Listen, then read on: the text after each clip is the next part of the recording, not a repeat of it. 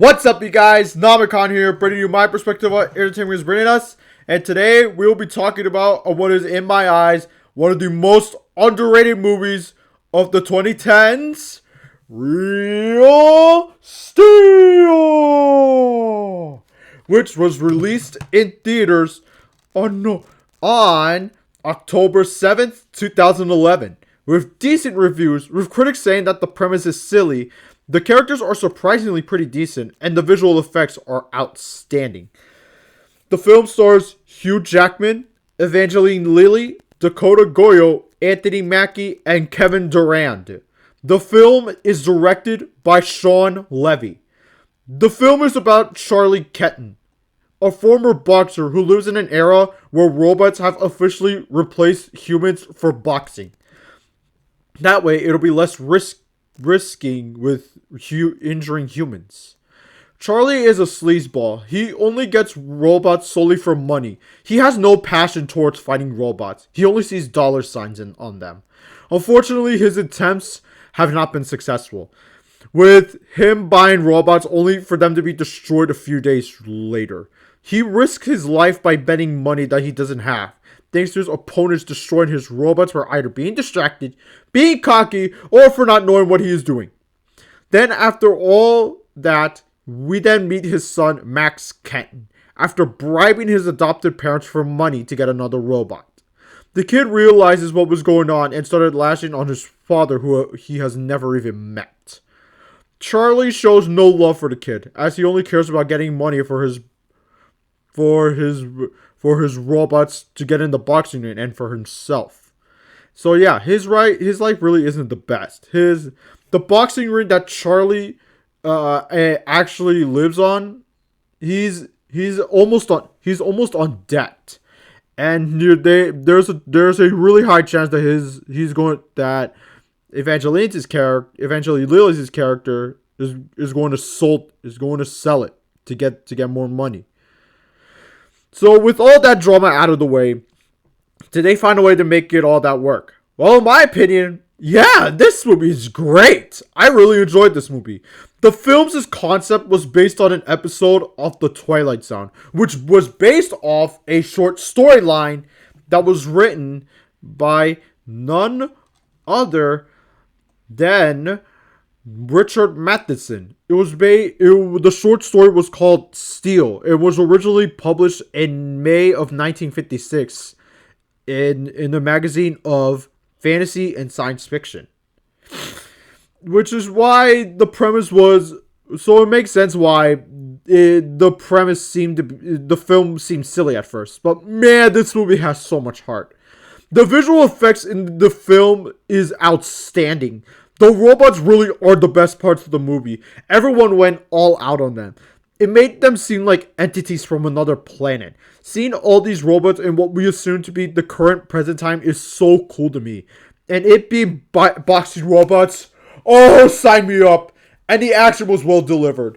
The robots really do kick ass. The story is simple but effective. The characters are actually pretty engaging. Charlie, most of the film is a jackass, but he's someone who has a lot of heart. Max, for me, is the star of this movie, along with his robot, Adam, who is the main robot the movie is focused on. They made a great team together, all three of them. They made serious progress in less than 2 hours. It went so fast to the point where I sometimes questioned the pacing of this film. You might be asking how the visuals still hold up. Well, they built animatronics for this film to make those robots more realistic. They even used the motion capture to depict the rodeo scene, which was the very beginning of the movie, by the way. So it does set the tone for what's to come in Real Steel.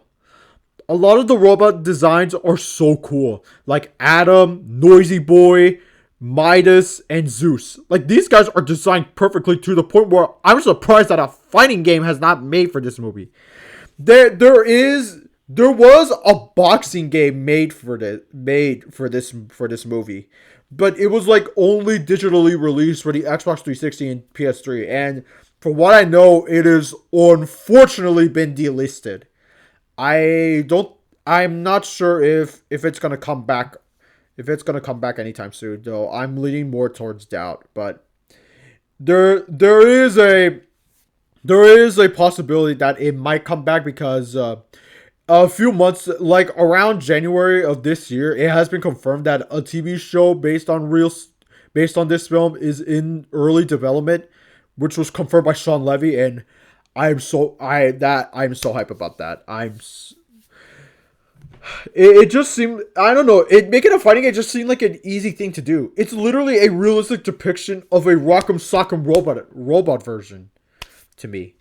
Oh yeah, the music, dude. The music is really good. It seemed cheesy at first, but like, God, this is the right amount of cheese for me. This is like it's like very early 2010s, and this is something that I just eat up.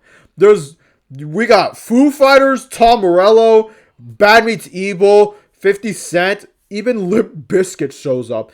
And then we got quite a bit of songs from the Crystal Method. The score is actually really good. It was composed by none other than Danny Elfman. You can't go wrong with Danny Elfman, but he had no right to go hard on this score. It's really good. Overall, Real Steel is honestly an underrated film. It's when it comes to 2010s films, I feel like Real Steel doesn't get brought up enough. It's a shame too, because the story isn't that is really simple. It's really basic, but like this film has so much heart, and the action sequences are still hold up. They still look amazing to this very day. Real Steel, I still think is a highly underrated film that I think still should be watched by tons more people. I highly recommend it. Film is so much fun. Real Steel for me gets a 4 out of 5 stars for me. Maybe a 4.5 if I'm being generous.